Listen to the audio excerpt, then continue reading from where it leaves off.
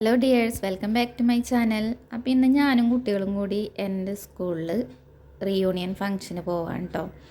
അപ്പോൾ 2005 SSLC ബാച്ചാണ്. അപ്പോൾ ഇപ്പോൾ 2025 ഞങ്ങൾ വീണ്ടും ഞങ്ങളുടെ സ്കൂളിൽ ഒത്തുചേരുന്നത്. സത്യം പറഞ്ഞാൽ സ്കൂളിൽ നിന്ന് ലാസ്റ്റ് ഇറങ്ങുന്ന ടൈമിലൊന്നും ഇതുപോലൊരു ദിവസം നമ്മുടെ ലൈഫിൽ ഉണ്ടാവുമെന്ന് ഞാനൊന്നും വിചാരിച്ചിട്ടേ ഇല്ല കേട്ടോ. എങ്കിലും ഇങ്ങനെ ഒരു ആഗ്രഹം ഉണ്ടായിരുന്നു, ഇനി കുറേ വർഷങ്ങളൊക്കെ കഴിയുമ്പോൾ വീണ്ടും എല്ലാവരെയും ഒന്നുകൂടി ഒന്ന് കാണാൻ പറ്റിയിരുന്നെങ്കിൽ എന്ന്. അങ്ങനെ ഞങ്ങൾ സ്കൂളിൽ ചെന്നു, ഞങ്ങൾ എല്ലാവിടെയൊക്കെ ഒന്ന് നടന്ന് കാണുകയൊക്കെ ചെയ്തു കേട്ടോ. അപ്പം അത്യാവശ്യം കുറേ മാറ്റങ്ങളൊക്കെ വന്നിട്ടുണ്ട്. എങ്കിലും നമ്മളെ ക്ലാസ് മുറിയൊക്കെ കാണുമ്പോൾ ഒരു വല്ലാത്തൊരു ഫീലായിരുന്നു കേട്ടോ.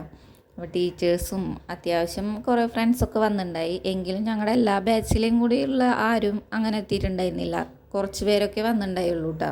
അത് പെട്ടെന്നുള്ളൊരു തീരുമാനം ആയതുകൊണ്ടാണ് കേട്ടോ അധികം ആർക്കും വരാൻ പറ്റാതിരുന്നത്.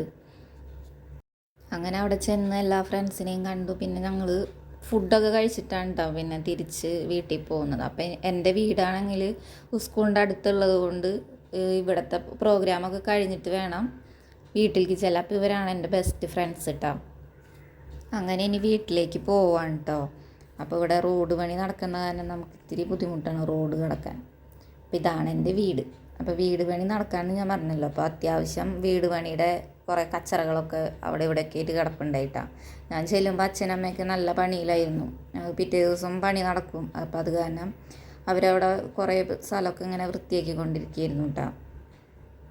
അധികം വീട്ടിലേക്ക് അങ്ങനെ വരലൊക്കെ ഇപ്പോൾ കുറവായിരുന്നു കേട്ടോ. ഈ കുട്ടികളൊക്കെ സ്കൂളിൽ പോകണ കാരണം എനിക്കിപ്പോൾ പണ്ടത്തെ പോലെയൊന്നും അധികം വീട്ടിലേക്ക് ചെല്ലാൻ പറ്റില്ല. കുറച്ച് സമയമൊക്കെ അവിടെ സ്പെൻഡ് ചെയ്ത് ചായയൊക്കെ കുടിച്ച് ഒരു വൈകിട്ടൊക്കെ ആയപ്പോൾ ഞങ്ങൾ തിരിച്ച് പറവൂർക്ക് പോകാൻ വേണ്ടി ഇറങ്ങിയതാണ് കേട്ടോ. അപ്പം അനിയത്തി ഒരു പകുതി വഴി വരെയൊക്കെ അവൾ വരും. അതെല്ലാ പ്രാവശ്യവും ഞങ്ങൾ വീട്ടിൽ ചെന്ന് കഴിഞ്ഞാൽ ഇതുപോലെ റോഡിൻ്റെ സൈഡ് വരെയും ഞങ്ങളുടെ കൂടെ വരും കേട്ടോ. അങ്ങനെ ഒരു വിധം രാത്രി ആവാറായി ഞങ്ങൾ അവിടെ നിന്ന് ഇറങ്ങി. അങ്ങനെ പിന്നെ രാത്രിയൊക്കെ ആയപ്പോഴാണ് തിരിച്ച് പറവൂരെത്തിയത്. അപ്പോൾ അവിടെ ചേട്ടൻ പിക്ക് ചെയ്യാൻ വന്ന് നിൽപ്പുണ്ടായിട്ടോ. അപ്പോൾ നമ്മുടെ വീഡിയോ ഒക്കെ ഇഷ്ടമാണെങ്കിൽ ഒന്ന് സപ്പോർട്ട് ചെയ്യാം കേട്ടോ. അപ്പം